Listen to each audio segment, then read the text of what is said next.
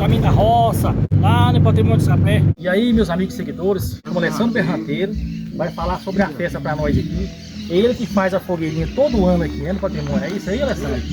Na verdade meu pai fez já durante 28 anos. Aí o papai faleceu, 1º de outubro, novembro, dezembro, janeiro, quando foi o próximo ano, ele me nomeou como feitor de fogueira. Fiz essa fogueira com vários companheiros. E hoje já o Cidenil, né? Esse aqui também é meu irmão, o Cidenil. Os companheirinhos ali lá da comunidade não medem esforço para ajudar a gente, né? Então já tem mais de... Tem 26 anos que nós lutamos com essa fogueira, faz ela. Bom demais dar conta, né? E aqui todo mundo aqui é voluntário, né? Todo mundo a fé e a devoção. Eu agradeço, viu, por você participar do canal Mais Nós. Agradeço meu irmão também, o Cidenil, viu? Estamos aí na luta.